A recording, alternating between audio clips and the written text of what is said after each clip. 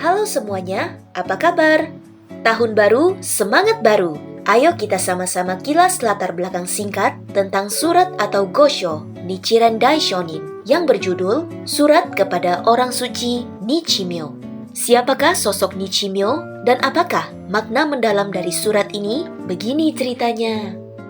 Di antara murid Nichiren Daishonin yang begitu banyak, ada seorang murid wanita yang bernama Nichimyo. Dia adalah seorang wanita muda yang saat itu kondisinya telah berpisah dengan suaminya, sehingga dia harus membesarkan anaknya yang masih balita seorang diri. Sejak tahun 1271, Daishonin mengalami berbagai penganiayaan besar oleh pihak penguasa Jepang yang tidak mau Daishonin untuk menyebarkan ajaran kitab sutra bunga teratai yang sesungguhnya, sehingga beliau diasingkan ke Pulau Sado dengan situasi yang mencekam dan membahayakan bagi nyawanya. Banyak murid Daishonin yang ketakutan oleh penganiayaan penguasa sampai mereka mundur dan melepaskan kepercayaan pada ajarannya. Tetapi, Nichimyo tetap mempertahankan kepercayaan yang kuat sebagai murid Daishonin. Dalam surat ini yang ditulis untuk Nichimyo pada tahun 1272, saat Daishonin berada di Pulau Sado, beliau memberikan bimbingan Dharma yang sangat berharga. Saat itu, Nichimyo rela menempuh perjalanan dari kota Kamakura ke Pulau Sado hanya untuk bertemu Daishonin, guru kehidupannya. Coba kita bayangkan, di zaman itu tanpa transportasi yang memadai seperti zaman modern saat ini, Nichimyo harus melewati pegunungan, hutan, dan lautan yang ganas dalam kondisi yang sangat berbahaya dan penuh jerih payah sambil membawa putrinya yang masih balita. Perjuangan luar biasa yang dia tempuh tersebut sungguh-sungguh mencerminkan ketulusan dan kegigihannya dalam hati kepercayaan pada ajaran Buddhisme ini. Atas dasar inilah Daishonin menulis surat ini untuknya dan memberikannya sebuah nama Buddhis, yakni Orang Suci Nichimyo. Daishonin pun sampai memujinya dengan mengatakan bahwa Nichimyo adalah seorang pelaksana sutra bunga teratai nomor 1 di antara semua perempuan di Jepang. Sosok Nichimyo ini betul-betul adalah sebuah panutan bagi kaum wanita. Tindakannya telah memberikan contoh yang pantang menyerah, dan kita pun harus mengerti bahwa kekuatan yang dimilikinya bisa muncul karena dia begitu tulus menjalani hidup di jalan guru dan murid sesuai ajaran Buddhisme. Saat kita mengalami kesulitan sekalipun, mari kita mencontoh semangat Nichimyo yang mau mengutamakan untuk mencari bimbingan Buddhisme dari guru kehidupan. Sangat berejeki bahwa kita di zaman sekarang sangat mudah mengakses gosho dan bimbingan sensei. Selanjutnya, dalam bagian awal surat ini, Daishonin menjelaskan kebenaran Buddhisme yang sangat penting. Kita semua tahu tentang Sang Buddha Sakyamuni yang terlahir sebagai seorang pangeran dengan nama Siddhartha Gautama. Tapi, bagaimana seorang Siddhartha bisa mencapai kesadaran Buddha? Daishonin menceritakan dalam surat ini tentang 7 kisah pelaksanaan bodhisattva yang telah dilakukan oleh Sang Buddha Sakyamuni dalam berbagai kehidupan lampaunya sebelum terlahir sebagai Siddhartha Gautama. Dalam berbagai kehidupan lampaunya, ternyata Sang Buddha selalu memiliki karakteristik yang luar biasa, yakni semangat, ketulusan, dan keinginan yang sangat hebat untuk mencari dan mempertahankan Dharma.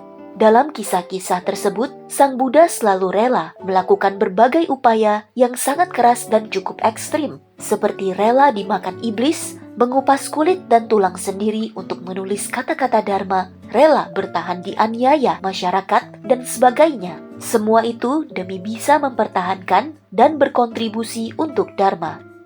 Upaya-upaya demi Dharma ini disebut sebagai pelaksanaan bodhisattva yang kemudian membuatnya mampu mengumpulkan begitu banyak karunia kebajikan sehingga dalam kehidupannya sebagai Siddhartha, beliau akhirnya bisa mencapai kesadaran Buddha.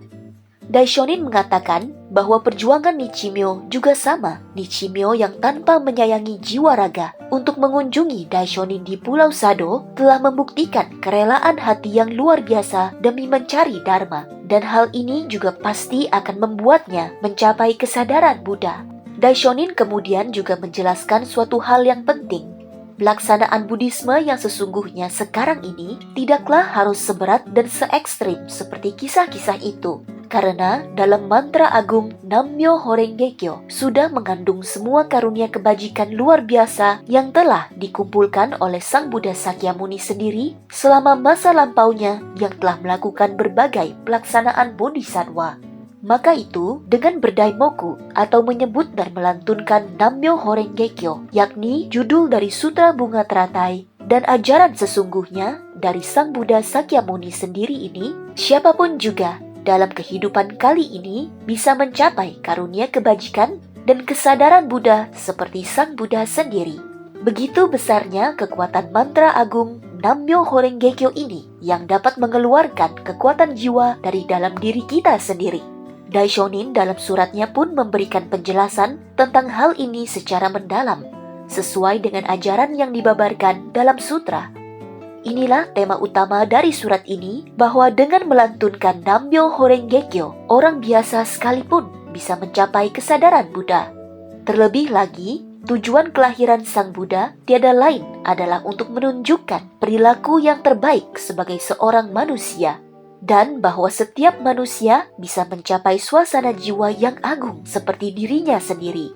Kita semua, setiap orang tanpa terkecuali, sudah memiliki kekuatan besar di dalam diri kita, yakni kekuatan welas asih, keberanian, kearifan, dan daya hidup untuk berbuat kebajikan, sama persis seperti yang dimiliki oleh Sang Buddha sendiri.